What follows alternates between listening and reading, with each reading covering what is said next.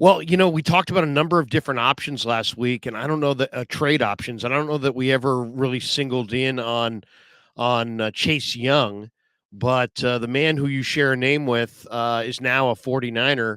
And give me your thoughts on it. I mean, the price seemed right.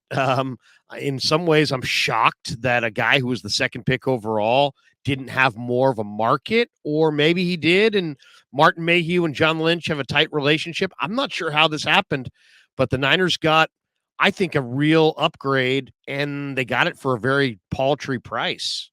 I agree. Yeah, I talked about Chase Young a couple of times on my show just because I thought there was a possibility that the Commanders were going to kind of free fall a little bit. I don't love their coaching staff. I didn't like the start that they got off to. I know that they had stacked up some wins, but some of those wins were fraudulent. And when they went up against good teams, they really, really struggled. So I wasn't expecting Chase Young to be the guy as we inch closer toward the deadline, but I did see it as a realistic scenario. And when you kind of compare him and Montez Sweat, I think Chase Young has more upside. Montez Sweat has been able to stay a little bit healthier, but I think that the Niners knocked it out of the park as far as the value here, because if you look at what the Bears gave up for Montez Sweat, they're going to have to sign him to a contract extension.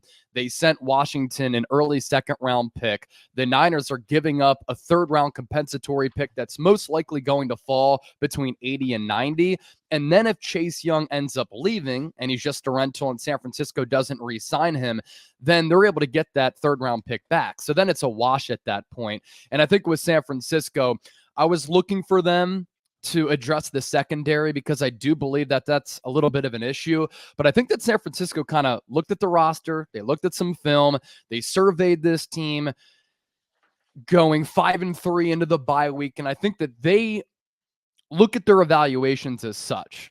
If the defensive line can get home and Chase Young is going to help that, then the secondary is going to have an easier job of holding up in coverage. Because of San Francisco's inability to consistently get after the quarterback, that's what's led to the secondary being a little bit exposed. So if those pressures and quarterback hits actually turn into sacks, and now that you have Chase Young, 5 sacks, really good player, an elite athlete when he can stay healthy, I think it's going to cure some things on the back end and in turn help out this pass rush and in that secondary. Young's got 5 sacks. He's got a 25% pass rush win rate off the edge. That's higher than his amazing rookie year where he was the defensive rookie of the year. Yep. Add in the fact that he's joining a star-studded defensive line. Man, the Niners really upgraded. And yet there seems to be kind of a contradiction as far as, difference of opinions on Chase Young. Is he, some people would say he's returned to the player he was as a rookie. Other people would say he's just a distant memory from that player. I mean, where do you grade him out as a player? I know he was wearing the big brace, so we kind of can see that. But his numbers look good this year on a really, he's coming off of a really good Commander line to join a really good 49er line that's, I think, kind of underachieving thus far. How much has he lost since the surgery? Well, that was a pretty invasive knee surgery, and it took him so long to come back from that. And I know there were some rumblings coming out of Washington and that organization that he would kind of freestyle on a couple of plays. He wasn't really well liked in that locker room, and it took him a little bit too long to come off that knee injury. Look, when you're a young player of that caliber and you suffer an ACL injury with some other stuff in that knee, take your time with that recovery. Clearly, he wasn't feeling himself, right? Clearly, he understood that projecting forward, he had an opportunity to secure the bag if he was able to play really well this year, and he's going to have an opportunity to do that. He's off to a really good start with Washington. In the 2 full seasons that he's played, rookie year when he was the defensive player of the year, and so far this year, he has been a really, really good edge rusher and a physical freak. Him and Nick Bosa at Ohio State, it's really unfortunate that we didn't get to see them play a full season together because Bosa went down with that core muscle injury. But Bosa went number 2 in 2019. Chase Young went number 2 in 2020. There are reasons why those players went that high in the draft because they have a pass rush arsenal that's really, really elite. And I think what's an under talked about storyline right now, we talk about the pass rush, and it's been a problem because that front end is not tied to the back end. And because of that, the secondary has gotten a little bit leaky, and San Francisco is investing all this money in that defensive front. And so far, they've been disappointing. They have 18 sacks as a team that's tied for 18th in the NFL, but their run defense has been really, really bad. And it kind of started to get exposed against the Cleveland Browns when Dre Greenlaw was out. Since that moment, though, Browns, Vikings, Bengals, worst of all, last week when Joe Mixon ran crazy, this Niners rushing defense has not been good. They can't set the edge. We think about Chase Young as a really good pass rusher, and he is. He's actually a really highly graded run defender, too. And when he does set that edge, he's a really impactful player against the rush. So I think this helps you in getting after the quarterback with your pass defense, but it also helps your rushing defense, too, which is an area that San Francisco needs to shore up. Yeah, before we get to the run D, because the run D has definitely been a major problem, and everybody's blaming Steve Wilks. And is Steve Wilks the problem? Is Steve Wilks the reason that Fred Warner's missing tackles? Is Steve Wilks the reason that Dre Greenlaw's missing tackles? One thing I thought was interesting is that, I talked to Chris Kasarik in July, and I said, Chris, you got an awesome number one D line, but you lost some of your quality depth. Are you going to run your number ones at a higher rate this year, or are you going to try to rotate them in the same pattern? And he's like, nope, I'm going to rotate him in the same pattern. And you know why? Because if I play Bosa 70 snaps a week, he won't make it to the playoffs. We want to contend for a Super Bowl.